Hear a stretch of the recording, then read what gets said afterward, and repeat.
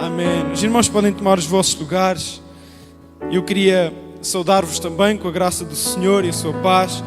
E antes de irmos até à Escritura, dizer também é um privilégio poder partilhar a palavra do Senhor convosco. Os irmãos também já ouviram o meu nome, também não é assim tão importante.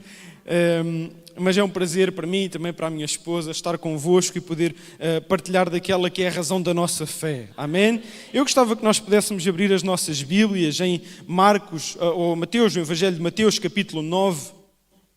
E eu gostava de trazer algo, não apenas porque eu acho pertinente, mas porque a forma como, talvez como igreja ao redor do mundo, nos temos portado, não no lado negativo necessariamente, mas nem sempre condiz com aquela que é a principal missão que Deus nos comissionou como igreja. Amém? E nós sabemos qual é a principal missão que Deus nos comissionou a fazer como igreja. Amém? E qual será? Pronto. A principal missão que nós temos como igreja é adorá-lo. E é verdade que parte da adoração entra no id, ou o id entra e faz parte na adoração, não é? Mas é precisamente o id que eu gostava de tratar, não com o texto que nós tantas vezes ouvimos, mas um muito semelhante que se prende necessariamente com o exemplo de Jesus Cristo, não é? Aquele que é para nós o exemplo principal, o exemplo primordial que as Escrituras nos mostram. Eu queria começar por dizer que muitas vezes a missão, e nós temos esta noção, e de certeza que os irmãos se vão familiarizar com o que eu vou dizer, ela é vista ou é tida como um mandamento e uma obrigação. Não é? Eu creio que todos nós, pelo menos, ouvimos falar da missão dentro deste prisma, o id como uma obrigatoriedade. E hoje eu gostava que nós pudéssemos refletir acerca, não algo mais profundo na sua essência teológica, porque não é, mas mais profundo na forma como Deus espera que nós vamos, ou na forma como Deus espera ou gostaria que nós fôssemos. Porque eu creio que, como um pai, eu não me agrado dos meus filhos fazerem alguma coisa simplesmente por obrigação. Verdade ou mentira?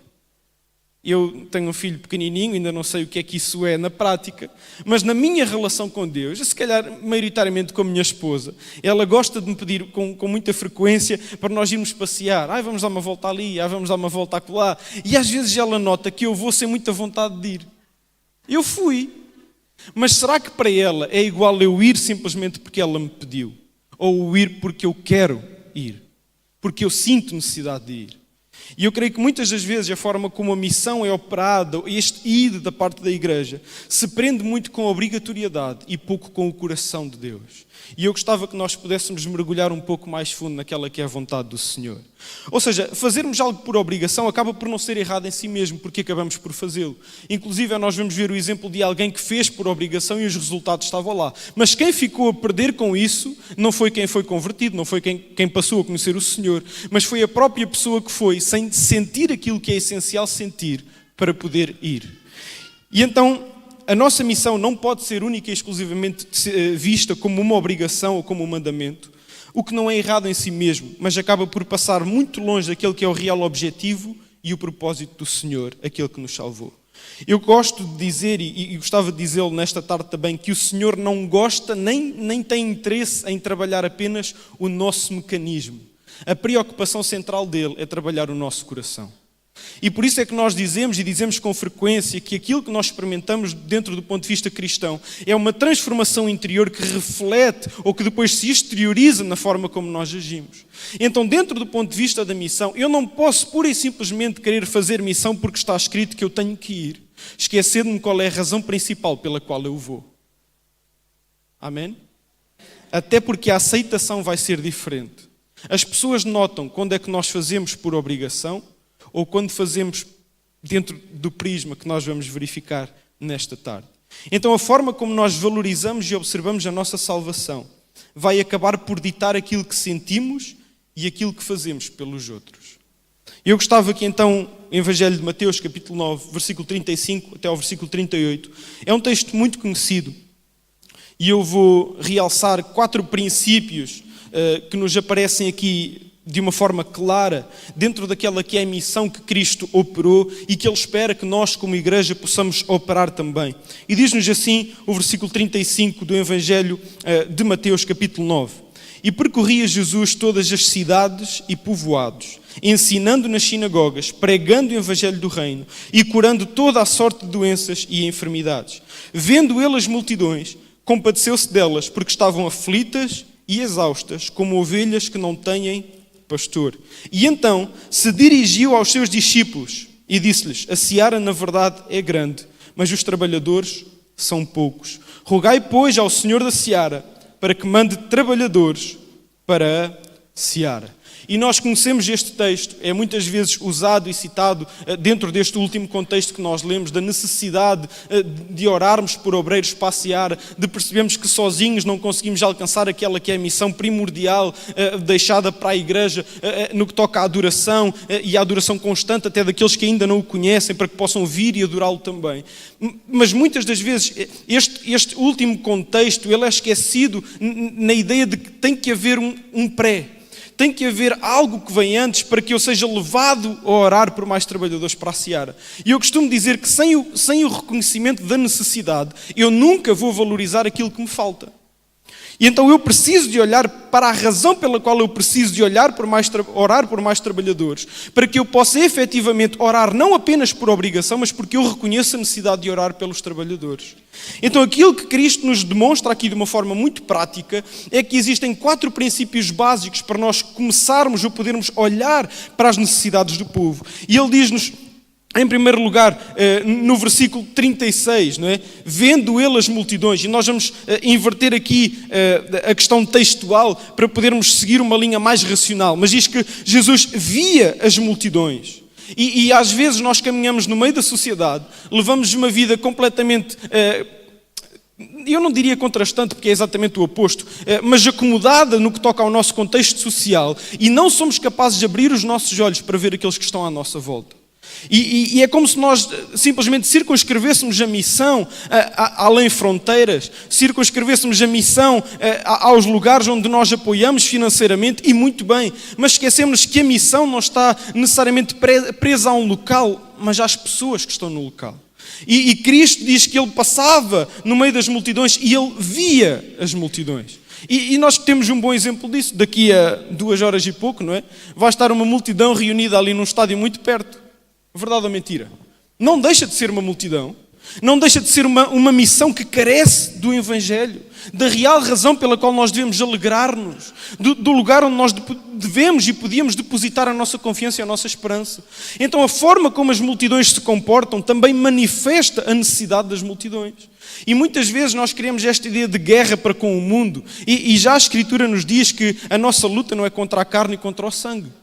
Então é como se nós criássemos inimizades com o mundo, não compreendendo que a forma como eles se comportam enquanto multidão diz muito acerca da necessidade que eles apresentam a nível espiritual. E nós percebemos o desejo das novas gerações pelos prazeres, pelo imediato, o desejo até das gerações mais antigas que se começam, se calhar, até a alinhavar muito mais com as novas gerações, nos prazeres materiais, nesta busca por influência ou por uma estabilidade financeira e económica, e tudo isto nos aponta para uma necessidade principal, a necessidade de Cristo como o único Senhor que pode sustentar a nossa vida e dar-nos acesso à vida eterna. Então esta verdadeira alegria que o mundo procura de uma forma desenfreada, ela só é reconhecida quando nós paramos e olhamos aqueles que estão à nossa volta. E diz que Jesus via as multidões que estavam ao seu redor. E às vezes nós queremos saltar logo para as multidões, até porque é o que o contexto nos apresenta. Mas podemos começar pelas nossas casas. Podemos começar pelos nossos locais de trabalho. Eu tenho a certeza que quando nós abrimos os nossos olhos e percebemos que a forma como eles agem diz muito acerca da necessidade deles, nós vamos ser movidos de alguma coisa que nos vai levar a agir segundo a necessidade que eles têm. E isto pode levar até a quesitos financeiros, se calhar vamos ter que desembolsar alguma coisa, oferecer alguma coisa, mas tem acima de tudo que nos levar a olhar para aquela que é a necessidade maior, a de partilhar e pregar o Evangelho, porque é aquilo que eles necessitam. Então, em primeiro lugar, nós vemos aqueles que estão à nossa volta, vemos as multidões, e quando colocamos os nossos olhos nas multidões, nós percebemos que eles têm necessidades.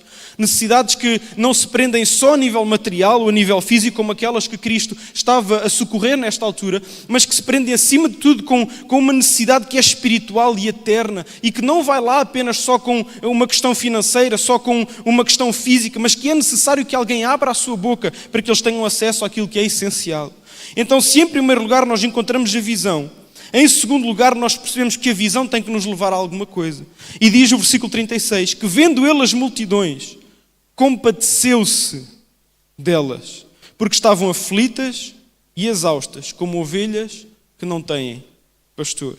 E é interessante porque nos nossos dias, quando nós vemos as multidões, e isto é o retrato que eu faço da realidade que conheço, mas que acaba por se estender a mais do que a nossa realidade, mas quando nós vemos as multidões, normalmente nós sentimos o oposto da compaixão. E eles juntam-se todos ali no estádio, mas eles deviam era adorar o Senhor. Mas será que o facto de eles se juntarem lá não demonstra que há uma necessidade que eu preciso de colmatar? Então, em vez de julgar, eu deveria perceber que aquilo que eles estão a fazer me apresenta uma necessidade que é tida, neste caso, como o elemento que me vai levar a sentir compaixão por eles. E eu posso dizer que sim, se calhar ela não é manifesta na prática, porque eu nem sequer vou entrar no estádio, não é? E também se entrasse não era por essa razão, infelizmente. Mas quando nós olhamos para aqueles que se vão reunir lá, nós não deveríamos ficar chateados porque eles pagaram imenso dinheiro para ver um jogo de futebol. Nós deveríamos era sentir compaixão, porque eles ainda tiram do bolso deles aquilo que eles procuram para encontrar alegria, não a tendo em Cristo Jesus. E se calhar até vai haver muitos que vão estar lá e não vão vir aqui, não é? Daqui a umas 2 ou 3 horas no concerto. E se calhar escolheram a pior parte. Mas tudo aquilo que nós procuramos fazer manifesta o lugar onde o nosso coração está depositado e cerrado. Então eu preciso de olhar para as multidões e quando eu olhar com olhos de ver, eu vou ser movido de uma íntima compaixão. Porque eu percebo que aquilo que eu carrego é aquilo que eles necessitam. Então porque ele viu e se moveu de íntima compaixão, ele foi levado a agir. Diz que ele percorria as cidades e passava no meio das multidões. Ele pregava o Evangelho, ele operava milagres e maravilhas, precisamente porque ele sabia quais eram as necessidades do povo. Ele era movido de íntima compaixão e partilhava com elas aquilo que ele carregava. Então nós podemos até parar para pensar, o que é que nós carregamos no dia a dia?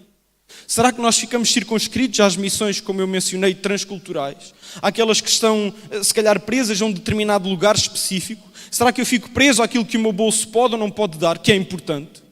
Ou será que eu estou preso àquilo que eu vejo à minha volta, é à compaixão que eu sinto por aqueles que necessitam daquilo que eu carrego?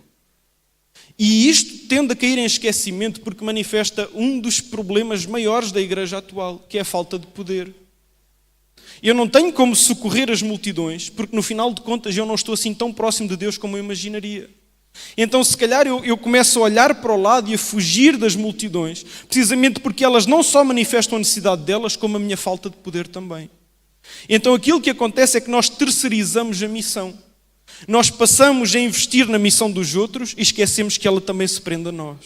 Nós começamos a lutar pela compaixão que outros sentiram em relação a determinadas multidões e esquecemos-nos de que nós também temos multidões para alcançar. Então, preferimos orar para que eles tenham poder para alcançar as multidões do que perceber que esse poder também pode vir sobre a minha vida quando eu me compadecer das multidões. Então isto é como se fosse uma roda, né? A pescadinha de rabo na boca. Aquilo que eu faço vai manifestar o Deus que eu sirvo e aquilo que eu não faço também vai ditar a forma como eu sirvo Deus.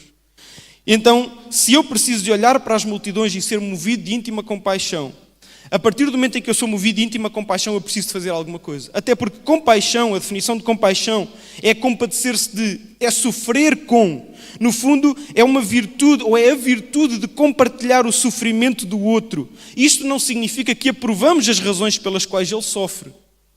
Mas significa que nós percebemos qual é o tipo de sofrimento que eles sentem. E eu vou pegar outra vez neste exemplo. Eu nem gosto de usar este tipo de exemplos, né? Porque é sempre muito partidário. Mas não significa que eu aprovo a razão pela qual as pessoas vão ao estádio. Mas eu percebo qual é a forma que eles têm de buscar alegria e prazer. Ou seja, eu não compartilho da razão que os leva lá. Mas eu percebo que aquilo que eu carrego podia substituir muito mais e até lhes podia dar uma alegria, um prazer incomparável face àquilo que eles vão experimentar daqui a umas horas. Então ter compaixão é no fundo não sentir indiferença face ao sofrimento daqueles que estão à minha volta. E nós pensamos em compaixão, ou quando falamos de compaixão, lembramos-nos exclusivamente das dores, da necessidade financeira, se calhar de tantas outras necessidades dos que estão à nossa volta. Mas eu gostava que nós olhássemos para a necessidade primordial do ser humano, que é a de salvação. Será que eu tenho compaixão mesmo por aqueles que estão à minha volta? Se calhar eu vou tomar café Está lá alguém. Pronto, é alguém. Mas será que me preocupa se a pessoa é salva, se não é salva? Eu vou comer fora. Será que me preocupa saber se aquele que me atende é salvo ou não é salvo? Será que eu olho mesmo para as multidões? Ou eu tenho desvirtuado a forma como olho para elas, simplesmente para mascarar a minha falta de poder e de compaixão? E eu repito, isto não substitui os nossos apoios, isto não substitui as nossas orações, mas isto leva-nos a pensar acerca da razão pela qual o fazemos. E aquilo que nós fazemos, a forma como apoiamos, não pode substituir a compaixão que Deus quer derramar sobre o nosso coração. E nós ouvimos nesta convenção, não é? Se cada um de nós trouxesse uma pessoa para Cristo, a humanidade era salva. E é verdade. Que Deus me ajude a, no final da minha vida, eu não digo um, eu não digo um. O fruto que eu darei vai manifestar o quanto eu valorizei aquilo que me foi dado a mim. E eu pergunto-me, às vezes comento com a Lisandra, e pregava sobre isto lá em Cascais há um tempo atrás, né? Quando nós lemos lá João capítulo 14, João capítulo 15, de que aqueles que conhecem Cristo, eles estão próximos da videira, e os que estão conectados com a videira dão muito fruto. Eu gostava que nós pudéssemos imaginar os nossos primeiros passos como crentes. Vocês conseguem fazer esse exercício? Como é que foi aquela primeira etapa do cristianismo? Quando nos convertemos, quando experimentámos aquele primeiro amor, parece que ninguém nos parava. Era ou não era? E falávamos de Cristo a toda a gente, e era Cristo para aqui, Cristo para acolá, e tu tens que experimentar aquilo que eu experimentei, e Ele é o melhor que te pode acontecer. Mas depois parece que quanto mais maduros, menos fruto. Não é? Parece que deixamos de olhar para as pessoas lá fora da mesma maneira que olhávamos quando nos convertemos.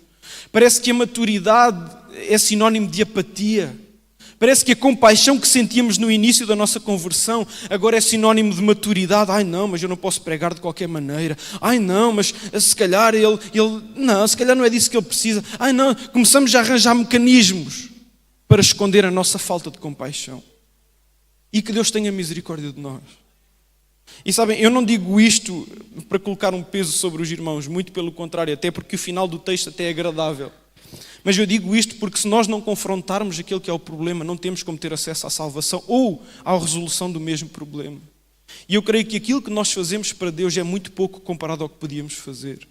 E eu não digo no quesito financeiro, eu não digo no quesito transcultural, eu digo no nosso quesito individual, particular.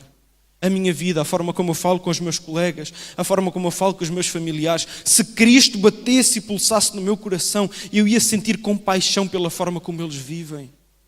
Porque no fundo eles caminham para o inferno. E eu que tenho a salvação nas minhas mãos, vivo como se não a tivesse. É como se tivéssemos na nossa mão a salvação para todos e no coração compaixão por poucos. É como se tivéssemos, e aqui muito no quesito cinematográfico, é como se tivéssemos o elixir que dá a cura para toda a humanidade, mas o guardássemos no nosso bolso porque não nos importa que eles morram. E isto diz muito acerca da forma como valorizamos o elixir que carregamos no coração. Eu dava um exemplo há pouco tempo. Se o meu pai me entregasse, que Deus o ouça, ou que Deus me ouça neste momento, né? Se o meu pai me entregasse um carro de coleção muito valioso, que não vai entregar.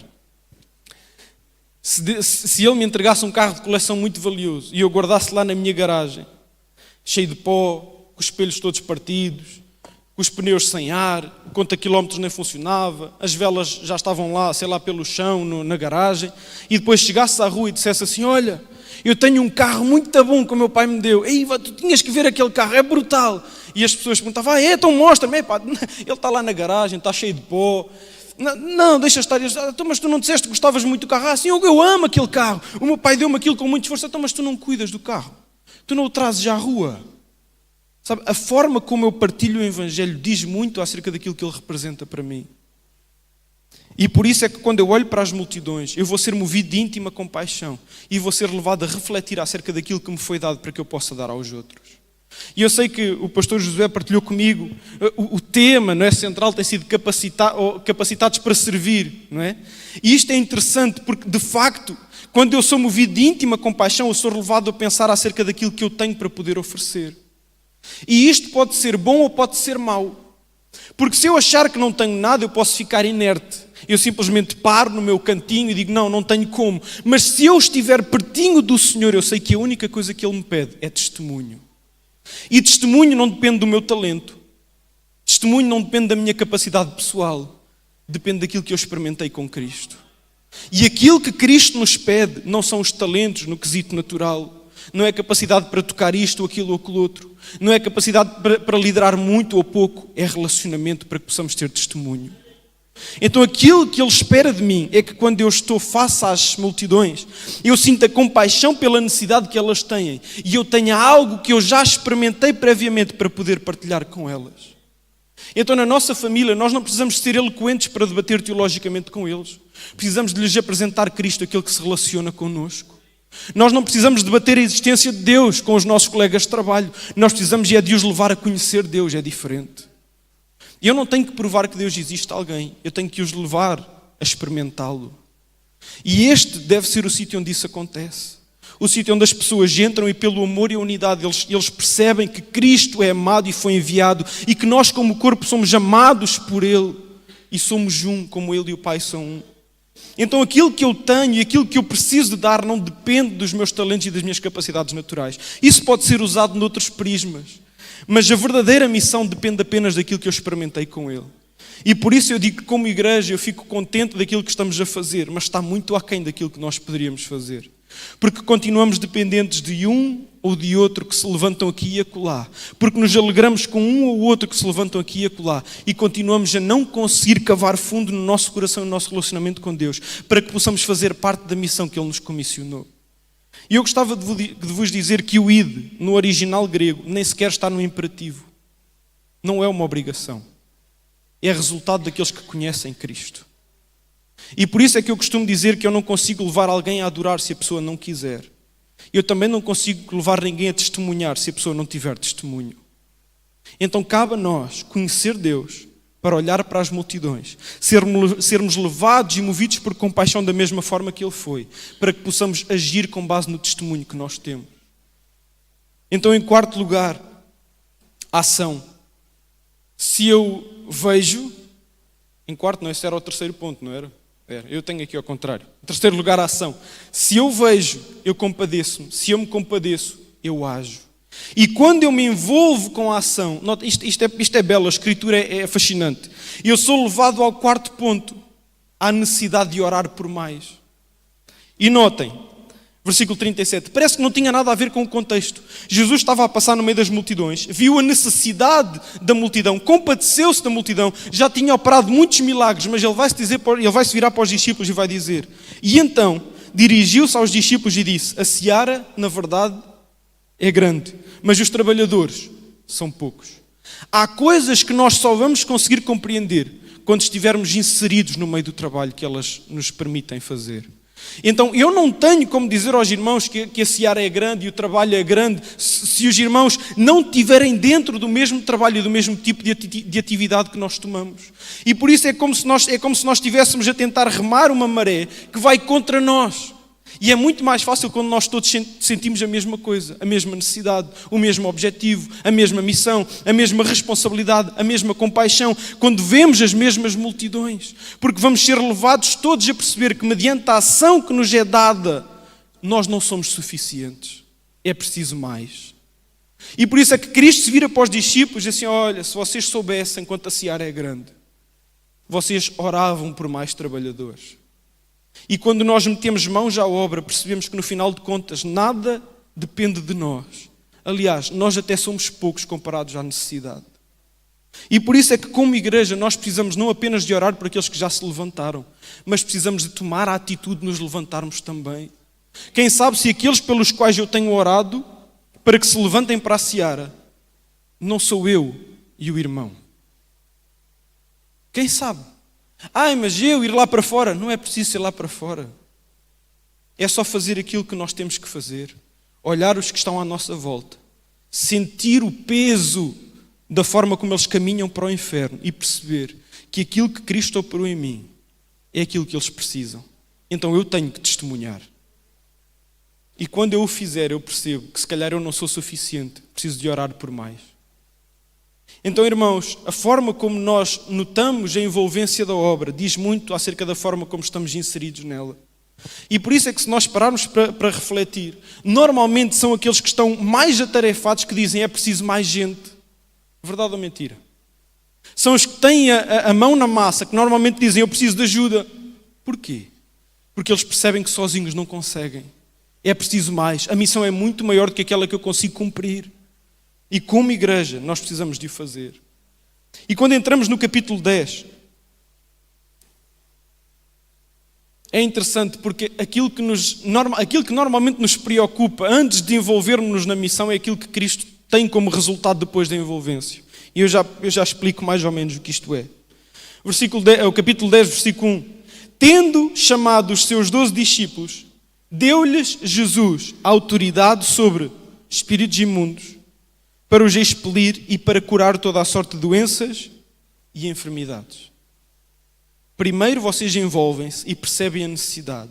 E depois de vocês se envolverem e perceberem a necessidade e compreenderem que não depende daquilo que vocês conseguem fazer com as vossas mãozinhas, vocês vão receber aquilo que eu tenho para vos dar, porque é esse o denominador essencial para que o Evangelho cresça. E eu quero vos dizer, irmãos, e contra mim falo, nós não precisamos de mais pessoas formadas academicamente. Nós não precisamos de mais homens e mulheres capacitados no quesito académico. Nós precisamos de mais homens e mulheres capacitados pelo Espírito. Uma coisa não invalida a outra. Uma coisa não invalida a outra. Mas tão capacitado pelo Espírito pode ser um varredor de rua como um médico. Porque a missão não depende daquilo que os meus olhos veem, mas daquilo que eu experimentei com Jesus. E é quando eu percebo que aquilo que eu carrego precisa ser partilhado, que o Espírito Santo vem e me capacita para que eu tenha autoridade e ousadia para o fazer. Não é o contrário.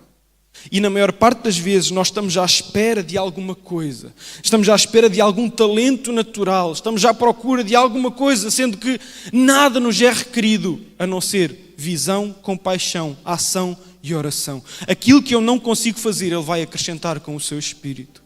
E como igreja, irmãos, nós somos capacitados. Mais do que com aquilo que os olhos veem, é com aquilo que ressuscitou Jesus dentre os mortos. É com o Espírito que paira sobre cada um de nós, que habita em cada um de nós. E quando nós o valorizamos, nós podemos ser por Ele usados. E eu acho que não vemos mais batismos, porque até o padrão de batismo tem sido invertido. Porquê é que nós precisamos ser batizados com o Espírito? É para subir um patamar no nosso cristianismo? É para sermos um pouquinho mais santos? É para sermos um pouco mais inchados? Ou é para podermos testemunhar com eficácia? Nós não vamos ver o Espírito se mover enquanto não nos preocuparmos em testemunhar. Nós não vamos ver a ação do Espírito sobre nós enquanto não olharmos para as multidões. Nós não vamos ser capacitados a fazer aquilo que os nossos olhos não conseguem ver ou aquilo que as nossas mãos não conseguem alcançar, enquanto não percebermos que aquilo que nos é requerido depende única e exclusivamente do poder de Deus e não do meu achismo. E nós precisamos disto, precisamos de voltar à simplicidade da Escritura. Porque no fundo a verdade santifica e a verdade é a palavra. Então quando nós nos envolvemos com a palavra, nós percebemos que no fundo o que nos falta é compaixão. E eu repito, temos nas mãos a salvação para todos, mas no coração compaixão por muito poucos. Quando passamos a viver segundo o batimento do coração de Deus, começamos a perceber que aquilo que temos em mãos, os nossos talentos, os nossos dons, ou a falta deles, nunca serão impedimento para ver cumprida a verdadeira missão do Espírito. Porque esta depende única e exclusivamente da minha consciência e da vontade que eu tenho em partilhar aquilo que Cristo fez através de mim. Deus capacita aqueles que se envolvem com o reino, que não depende da força do homem. E por isso é que Paulo dizia, eu não prego segundo a consciência do homem ou o poder que há na minha eloquência.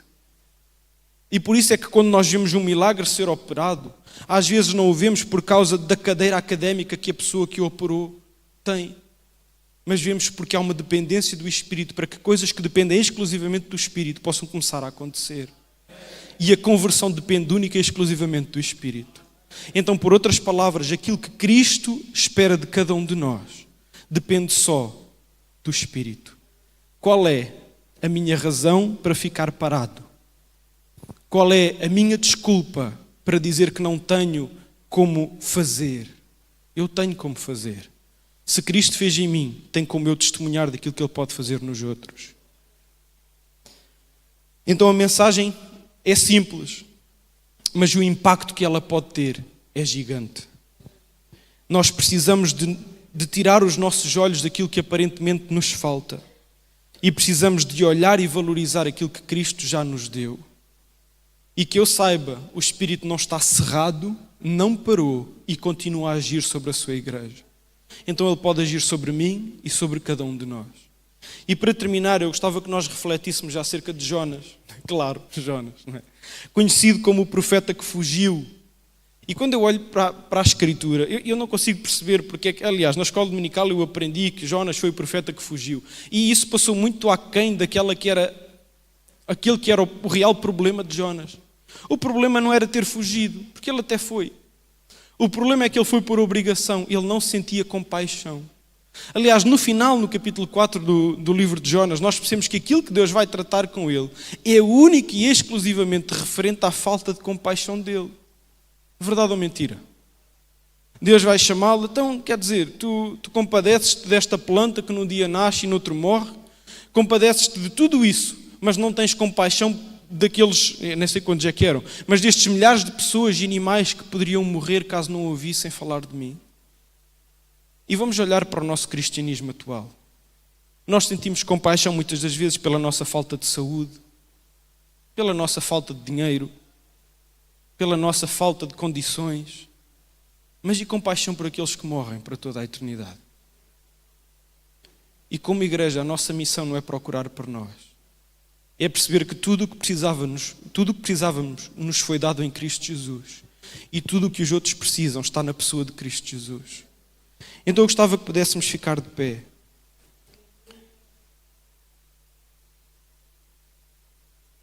E eu gostava que pudéssemos inverter esta frase que eu repito. Temos nas mãos a salvação para todos e no coração compaixão por poucos.